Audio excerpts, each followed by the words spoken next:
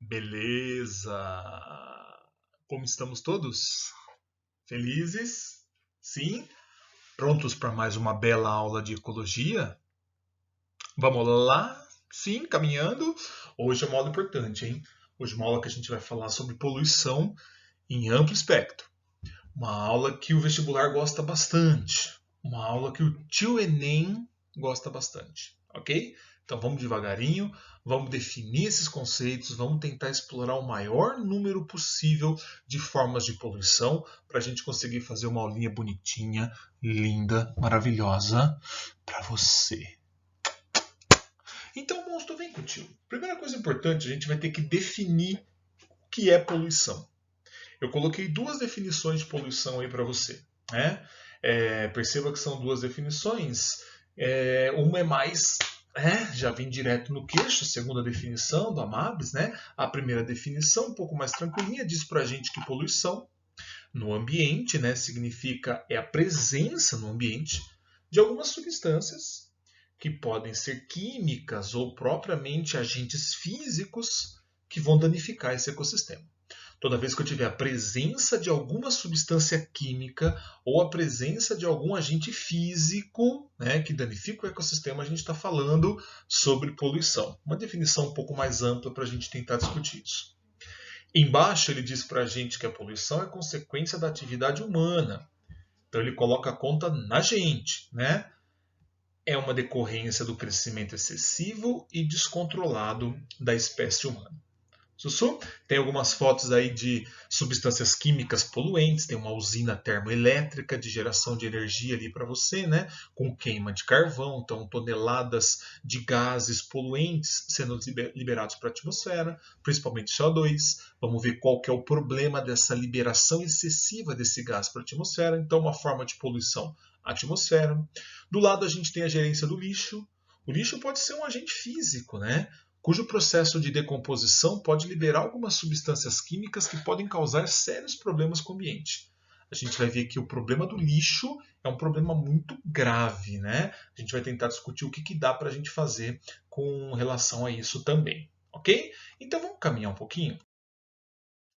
Primeira coisa importante, eu dividi para você os tipos de poluição em poluição atmosférica, poluição de águas e solos. A gente sabe que existem outras formas de poluição, né?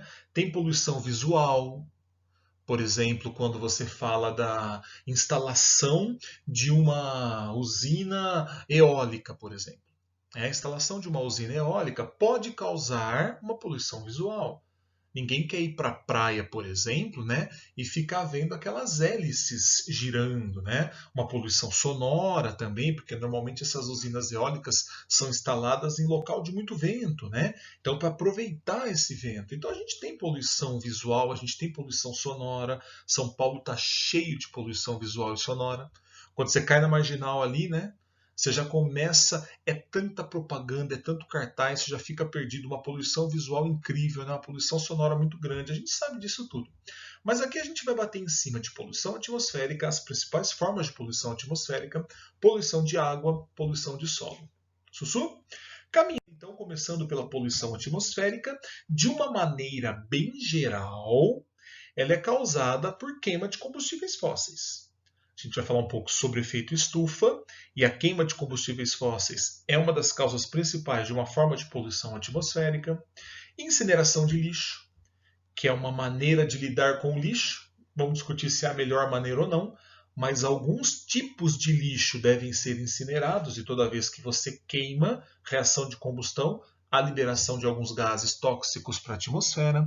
Queimada de florestas não deixa de ser uma outra reação de combustão que pode acabar causando alguns problemas de poluição atmosférica.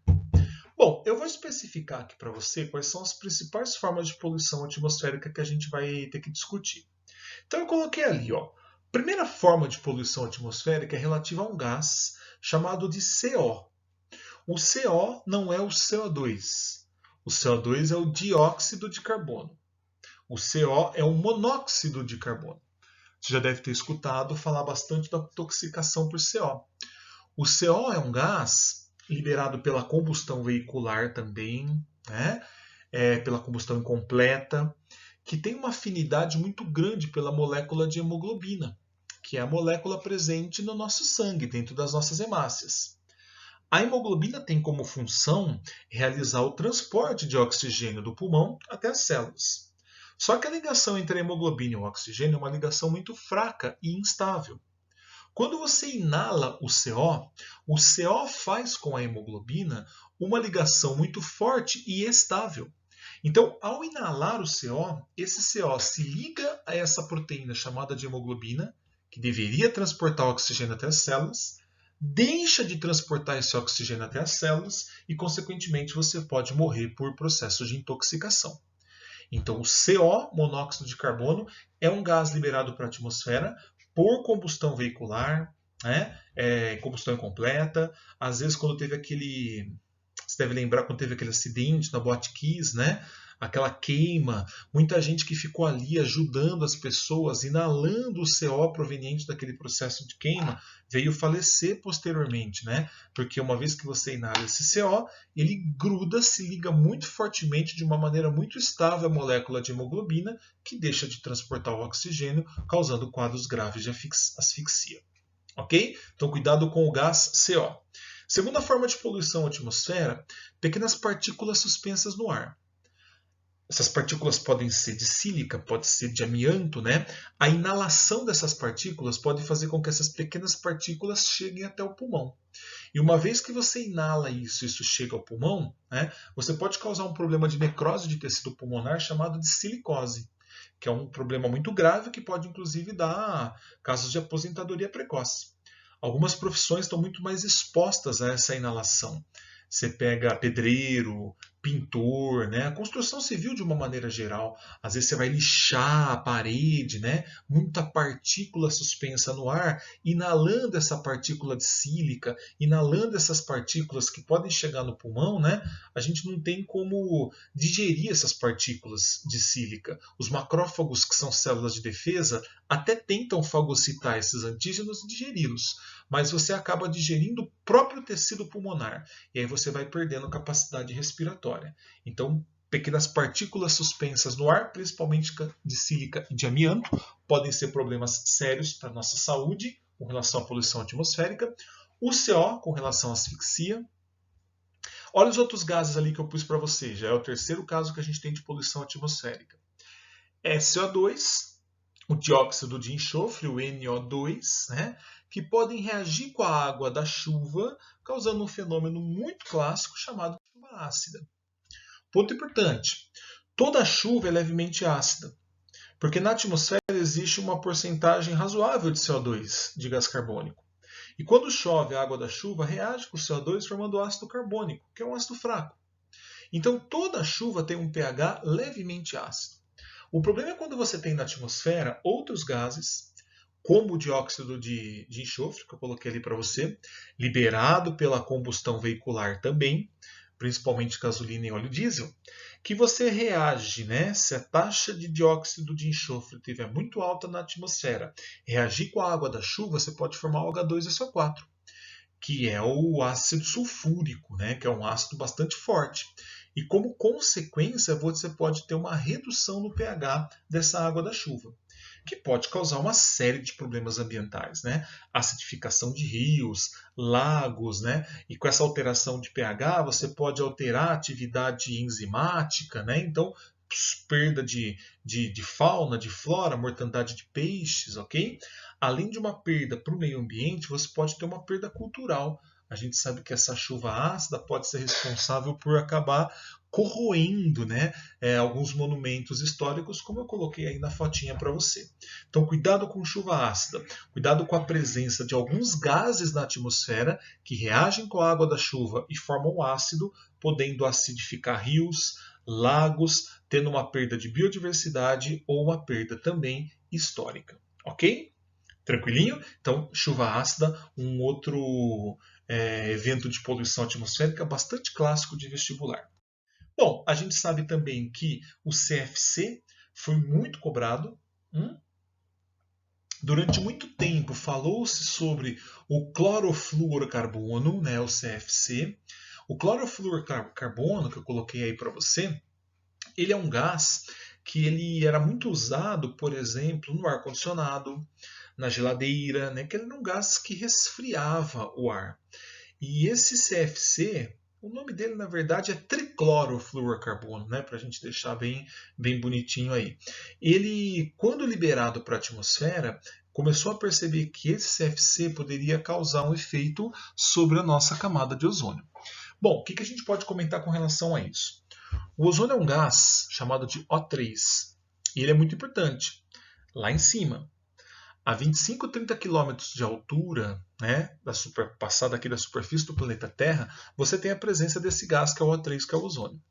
Ele é muito importante porque ele bloqueia, ele segura boa parte da radiação vinda do Sol. Principalmente as ultravioletas, né? Tem a ultravioleta A, B e C. Perceba que a ultravioleta C nem chega aqui na superfície do planeta Terra. O ozônio segura tudo isso. A ultravioleta A, a ultravioleta B vem. Então, esse gás ozônio, repito, a 25 km da superfície, ele tem essa capacidade de bloquear a penetração da radiação vinda do Sol. Qual o problema? Esse triclorofluorcarbono, esse CFC, que a gente usava bastante em ar-condicionado, em geladeiras, esse gás, uma vez liberado para a atmosfera, ele pode reagir e destruir esse ozônio, como eu estou colocando a reação ali para você. Olha que interessante, você tem a liberação, lá no primeiro desenho que eu coloquei para você, do triclorofluorcarbono. Uma vez em contato com a radiação ultravioleta, você está liberando, né, o cloro e formando o diclorofluorcarbono. Esse radical de cloro livre ele vai reagir com o ozônio, que é o O3, quebrando o ozônio, né, formando ali o oxigênio e formando para a gente, né, um composto que é o monofosfato de cloro. Né? Esse monofosfato de cloro, estou colocando ali, vai reagir com uma outra molécula de ozônio. Né? Consequentemente, ele vai quebrar essa outra molécula de ozônio, formando mais 2O2 e liberando esse radical de cloro livre. E essa reação ela continua de uma maneira cíclica. Então, perceba o prejuízo que você tem a partir do momento que a radiação ultravioleta quebra esse triclorofluorcarbono, liberando esse radical de cloro livre. Isso vai desenvolver uma reação em cadeia de destruição dessas moléculas de ozônio. Destruindo este ozônio, essa camada, esse gás que bloqueia a penetração da radiação ultravioleta, você vai ter como consequência a penetração intensa dessa radiação. E a gente sabe dos danos que essa radiação ultravioleta pode causar quando ela incide no nosso organismo. Por isso que você pode ter grande número de aumento de casos de câncer de pele. Hoje, normalmente, né, quando as taxas de radiação estão muito altas, o pessoal consegue medir isso, né, e consegue até alertar a população. Tem que tomar bastante cuidado com relação a isso, né, o uso de protetor solar, para que essa radiação não cause um dano, né, como modificações, mutações nas células da pele que podem evoluir para carcinomas, para algum tipo de câncer. Tranquilinho? De boa? Então, CFC não se usa mais, viu, monstro? Cortou muito o CFC como gás de refrigeração, seja em ar-condicionado, seja em geladeira, por causa desse imenso prejuízo na destruição desse gás tão importante na retenção da radiação ultravioleta que vem do Sol. Sussu, tranquilinho? Fotinha aí do buraco da camada de ozônio que a gente tinha nos anos 90, né? Isso vem regredindo bastante justamente devido ao fato da não mais utilização do CFC em refrigeração de geladeira e também do ar-condicionado. Mais um evento importante, a chamada inversão térmica. Ponto importante, a inversão térmica é um fenômeno absolutamente natural, ok? Ele acontece de maneira natural, normalmente no inverno. No inverno, você pode ter um resfriamento rápido do solo. No inverno, você pode ter a chegada de uma massa de ar polar fria. Essa chegada de massa de ar polar fria próxima à superfície do planeta Terra, ela pode fazer com que os poluentes que são liberados nessa região fiquem aprisionados. Eu coloquei um desenho ali para você entender, né? Um fluxo normal e um fluxo em dia de inversão térmica. Normalmente, o que acontece? O Sol, num dia de calor, ele pode incidir sobre a superfície do planeta Terra, ela aquece essa superfície, A gente sabe que esse ar quente ele é menos denso, né? Então a tendência é que ele suba. Então, conforme o Sol bate na superfície do planeta Terra, esquenta, essa grande massa de ar quente ela sobe, a massa de ar frio que está lá em cima desce, ocupando o local, e isso é o fluxo normal que acontece e é até interessante. Porque toda vez que o Sol aquece a superfície da Terra, né, e esse ar quente sobe, ele arrasta para as regiões mais superiores toda a poluição que você tinha sido liberado próximo à superfície do planeta Terra. No inverno, que você pode ter a chegada de uma massa de ar fria, né? Você aprisiona esses poluentes próximo à superfície do planeta Terra, dificultando a eliminação principalmente desses poluentes para regiões superiores. A inversão térmica acontece, né? Uma chegada de massa de ar polar na região próxima à superfície, essa perda, né? Esse resfriamento mais rápido do solo que acontece no inverno, isso é natural, não tem problema. O problema é que em grandes centros urbanos, né, com a atividade das indústrias, muito carro, liberação de muito poluente, esses poluentes acabam ficando armazenados nessa massa de ar frio que fica achatada e que não consegue subir, levando esses poluentes para o meio externo. E a qualidade do ar nessa região fica péssima. Tem aí uma fotinha de São Paulo num dia de inversão térmica para você, né? Olha que, imagina respirar esse ar, provavelmente essa massa de ar mais fria segurando todo esse poluente próximo à superfície do planeta Terra, isso não conseguindo, né, subir e arrastar esses poluentes para regiões mais superiores da atmosfera. Sussu, tem mais uma forma de poluição chamado smog fotoquímico. Esse smog é devido à presença de um gás na atmosfera que são os óxidos de nitrogênio, também liberados por alguma combustão veicular e por indústrias. Qual o problema? Esses óxidos de nitrogênio presentes na atmosfera, eles na presença da luz do Sol podem ser convertidos em ozônio. Você vai falar, lição, mas até aí é ótimo, né, ter ozônio na atmosfera. O ozônio é muito bom, porque a gente viu que ele bloqueia a penetração da radiação. O ozônio é muito bom lá em cima, a 30 quilômetros da superfície do planeta Terra, não aqui na superfície. E você tem a liberação do óxido de nitrogênio aqui na superfície. E na presença de luz, a gente vai ter a formação de ozônio aqui, próximo da superfície do planeta Terra. Inalar o O3, inalar o ozônio é péssimo. Você tem como consequência olhos irritados, avermelhados, congestão nasal, bronquite, problema pulmonar, asma. Para quem já tem genética, né, de problema respiratório, inalar esse ozônio que é formado, né, toda vez que esses óxidos de nitrogênio entram em contato com a luz, é péssimo. Você deixa uma péssima qualidade do ar. A gente chama isso de smog fotoquímico. Bom, a gente tem também o clássico efeito estufa. Né? A gente sabe que o efeito estufa também é um efeito natural, onde você tem o dióxido de carbono, principalmente o CO2, tem outros gases que são estufas, né? O metano também, o próprio vapor de água, que aprisiona parte da radiação infravermelha vinda do Sol. E esse efeito é muito bom. A presença desses gases estufas na atmosfera que aprisionam, que seguram boa parte da radiação vinda do Sol, a infravermelha, né, deixa o planeta Terra numa temperatura estável e habitável por uma série de seres vivos. Qual é o problema disso? O problema é o excesso da liberação de gases estufas para a atmosfera, através de queimadas, as próprias termoelétricas, né, que usam carvão mineral, desmatamento, aumento no número de carros, reação de combustão. Esse aumento excessivo na liberação de CO2 para a atmosfera causa um aprisionamento excessivo da radiação infravermelha vinda do Sol. Consequentemente, você vai tendo o agravamento do chamado global warming, aquele clássico aquecimento global. Tem aí descrito bonitinho para você essas etapas do efeito estufa. Bastante batido, tá, monstro? Bastante batido em vestibular. Então, o aumento na liberação de CO2 na atmosfera, causando um aprisionamento excessivo da radiação infravermelha vinda do Sol, causando uma elevação na temperatura média do planeta Terra. Tranquilo? A gente sabe que isso pode causar uma série de problemas ambientais. O aquecimento global, o global warming, né? A gente sabe que isso pode causar derretimento de geleira, aumento no nível dos oceanos, né? Causar problema de migração, atividade migratória de aves, né? Extinção de espécies, alterações climáticas gerais, né? Chuvas torrenciais em determinadas regiões, seca extrema em determinadas regiões, ok, neném? Então a gente tem algumas características envolvidas com esse global warming. Sussu, poluição atmosférica? Hum? Hum? Então tá bom. Eu quero falar também das poluições de solo e de água. Vamos tentar dar uma olhada aí. Quero falar da concentração de DDT e acúmulo de mercúrio, comentar um pouco sobre a biomagnificação ou magnificação trófica. Sim, vamos falar um pouquinho disso. Maré vermelha, que é um tipo de eutrofização, e falar um pouquinho sobre lixo.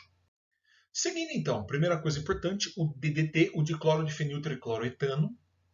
O DDT, monstro, ele era um inseticida muito utilizado. Estou falando que era muito utilizado porque a galera parou de usar. Não por consciência ambiental, porque houve uma certa resistência de algumas pragas a esse inseticida. Mas nos anos 80 usava-se muito o DDT, o inseticida. Tem insetos na lavoura que são indesejáveis, né? Então o pessoal jogava esse DDT para poder matar esses insetos e não ter nenhuma praga lá na sua produção. Qual o problema disso? Quando você lança esse inseticida, o DDT, ele é uma substância não biodegradável. Ou seja, o organismo vivo, o ser vivo, não consegue, não tem enzimas para degradar essa substância. Qual é o efeito disso? Se ela não se degrada no organismo vivo, ela vai ficando acumulada e ela vai sofrendo, né, um acúmulo ao longo da cadeia alimentar. Então ele tem um efeito cumulativo. O DDT é uma substância não biodegradável. O organismo não consegue metabolizar, destruir, degradar essa substância. Uma vez que você lança o DDT na lavoura, esse DDT, esse inseticida, pode cair ali ao desenho que eu coloquei para você em alguma lagoa, ou às vezes pode cair sobre a plantação, chove, a água da chuva arrasta parte desse DDT para a lagoa, por exemplo. Quem é que vai absorver esse inseticida? Quem é que vai absorver esse DDT? As pequenas algas. Então imagina que você tem uma alguinha e esse DDT vai passar a ser absorvido e fazer parte do corpo dessa alguinha. Essa alguinha não tem capacidade de destruir esse DDT, de destruir esse inseticida. Ele não é uma substância que é degradável por seres vivos. Por isso que ele é uma substância que tem efeito cumulativo, não biodegradável. O DDT se acumula no corpinho de uma alguinha, né? E aí você tem um prejuízo para os demais seres dessa cadeia alimentar. Porque o peixinho ele vai comer uma alguinha. Na verdade, um peixinho não come uma alguinha só. Um peixinho pode comer 10 alguinhas. E aí cada alguinha tinha um pouco de DDT. Cada alguinha tinha X de DDT no corpo. O peixinho, quando come 10 alguinhas, todo o DDT dessas 10 algas passa a fazer parte do corpo do peixinho. Então esse peixinho passa a ter uma quantidade 10x de DDT no seu corpo. E ele também não consegue metabolizar, não consegue destruir essa toxina, porque é uma substância não biodegradável. E aí você vai ter o peixão. Olha na cadeia alimentar, um consumidor secundário. O peixão não vai comer um peixinho só. Um peixão pode comer 10 peixinhos. E aí você vai ver que no corpo do peixão vai ter um acúmulo muito grande dessa substância, desse DDT, dessa toxina. Então perceba que isso é um efeito de magnificação trófica. Isso é um efeito de bioacumulação. Como essa substância não é biodegradável, ela vai se acumulando no corpo dos indivíduos ao longo de uma cadeia alimentar. Quem sofre? O topo. O topo da cadeia alimentar, consumidor terciário, quaternário, né, que vão adquirir um produto com uma grande quantidade de toxina. Esse DDT no nosso organismo pode causar sérios problemas hepáticos no fígado, surgimento de alguns carcinomas e podendo ser indutor também de câncer. Tudo bem? Ficou clara essa história de efeito cumulativo, de biomagnificação? Mercúrio também tem uma coisa muito semelhante. O mercúrio também tem um efeito acumulativo, porque também é uma substância não biodegradável, também é uma substância que os seres vivos não conseguem metabolizar e degradar. Normalmente, quando você tem a utilização do mercúrio lá naqueles garimpos, né, de ouro, esse mercúrio contamina a água, contamina o ambiente, entra na cadeia alimentar através dos produtores, através das algas, e uma vez que as algas não conseguem metabolizar esse mercúrio, ele acumula na cadeia. Vai ficar passando por todos aqueles processos que a gente discutiu. A alguinha tem um X de mercúrio, O peixinho come várias alguinhas, esse mercúrio acaba se acumulando no corpo do peixinho e isso vai sofrendo um processo cumulativo ao longo da cadeia alimentar. Esse mercúrio usado no garimpo, né, ele é transformado por algumas bactérias ambientais em metilmercúrio e ele penetra na cadeia alimentar, normalmente se acumula no tecido adiposo. E aí você vai transferindo isso ao longo da cadeia alimentar. Sérias consequências de intoxicação por mercúrio, né? Imagina algumas populações ribeirinhas, né, que viviam à base do garimpo, né, iam usando o mercúrio para poder aglutinar e formar as pepitas de ouro. Esse mercúrio foi contaminando o próprio rio, que eles dependem daquele rio muitas vezes para a própria subsistência. Esse mercúrio entra na cadeia alimentar e essas próprias pessoas passam a se alimentar de peixe com alta dosagem de mercúrio nos tecidos. Isso pode causar problema, né, de coordenação, dores de cabeça, né, inibição motora e de sensibilidade. Tudo isso porque o mercúrio ele compete com o cálcio na contração, na fisiologia muscular. Ok?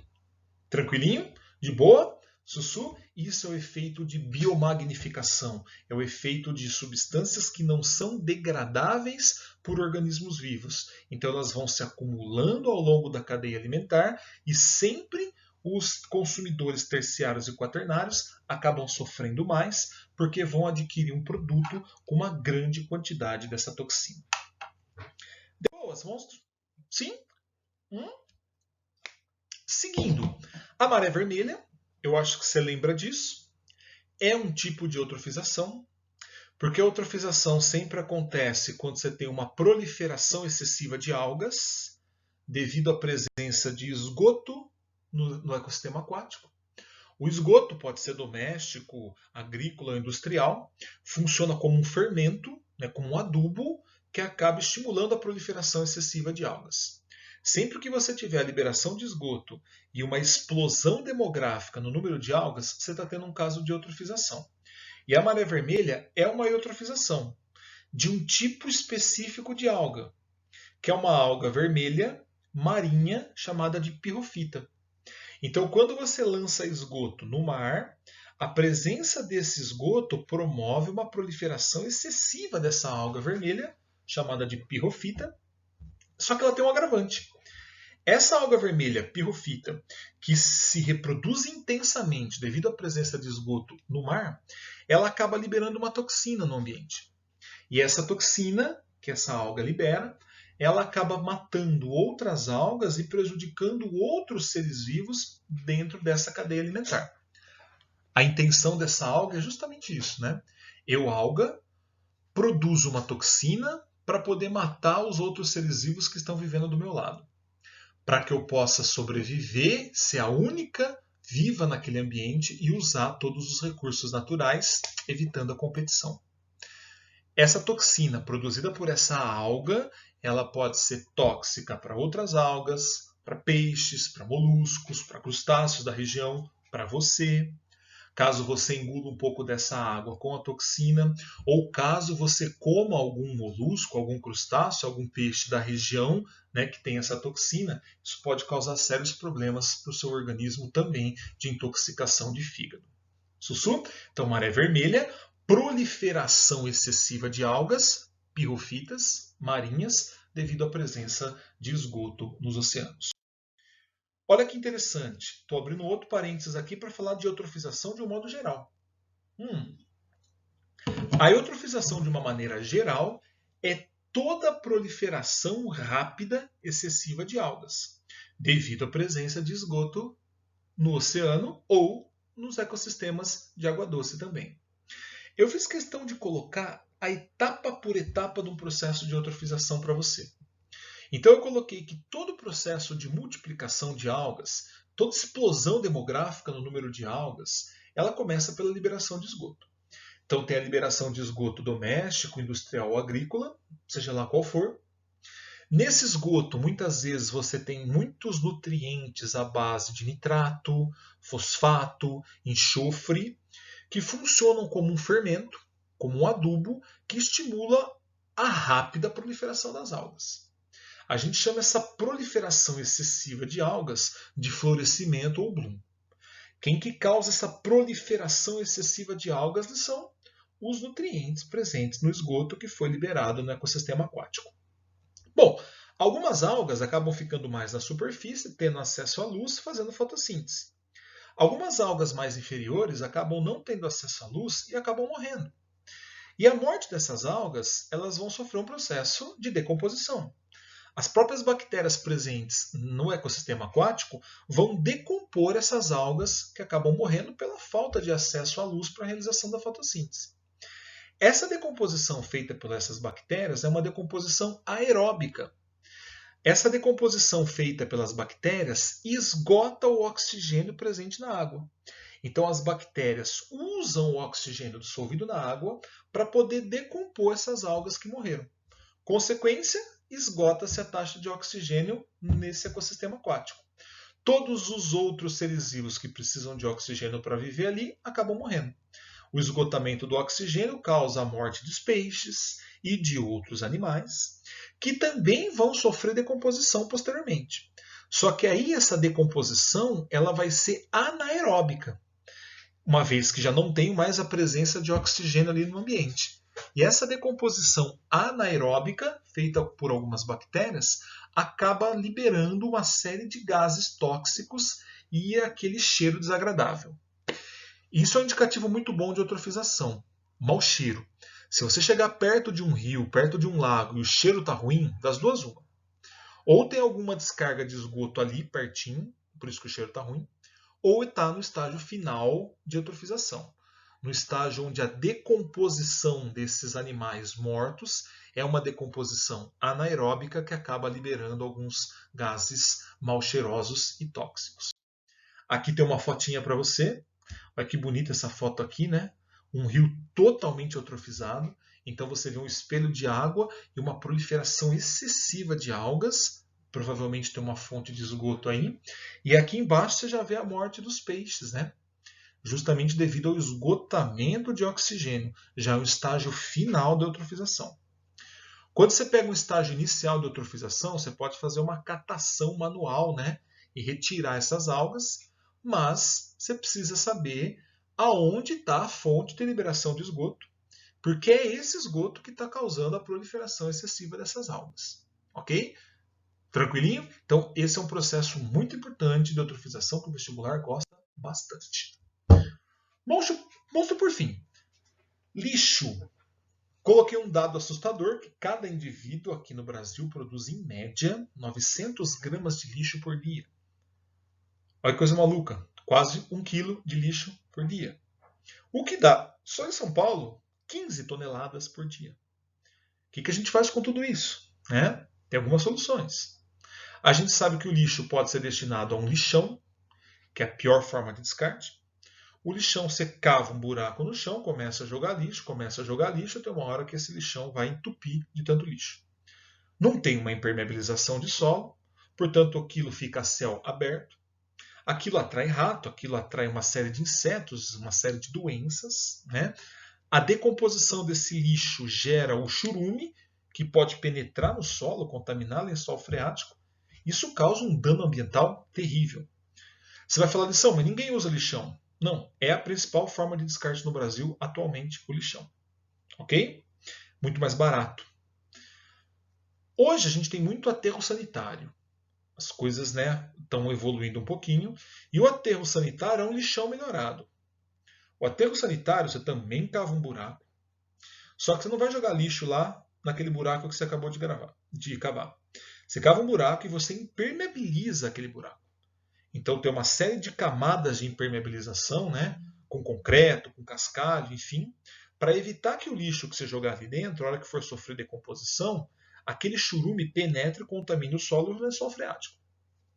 Tem alguns aterros que têm um sistema de coleta desse churume. Então você abre um buraco, impermeabiliza, coloca o lixo lá dentro e tampa esse lixo. Cobre ele, não deixa ele a céu aberto para atrair ratos, para atrair baratas, consequentemente doença. E aí, conforme esse lixo vai sofrendo decomposição e gerando churume, você coleta esse churume, trata esse churume antes de descartar ele em algum ecossistema aquático. Ok? Esse lixão melhorado que passa por impermeabilização, por coleta de chorume, por tratamento de chorume, cobertura desse lixo, né, para não deixar ele a céu aberto, a gente conhece como um aterro sanitário.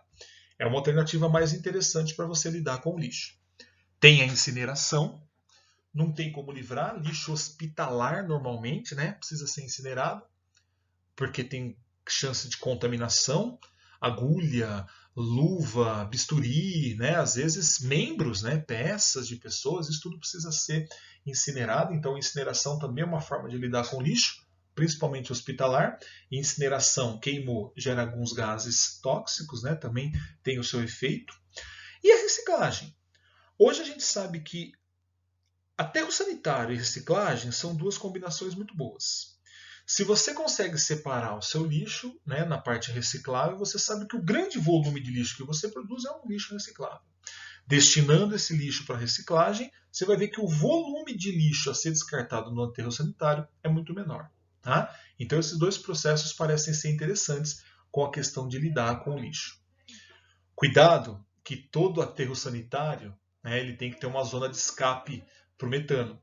A decomposição do lixo, além de gerar o chorume, gera um gás que é o metano. Tem alguns aterros que coletam esse gás metano e não liberam ele para a atmosfera, porque liberando ele para a atmosfera, ele também pode ter um potencial poluente, pensando no ponto de vista do aquecimento global. Sussu? Tranquilinho, neném? De boa? Numa pancada só aí, todas as principais formas de poluição. Um beijo para você e a gente volta depois.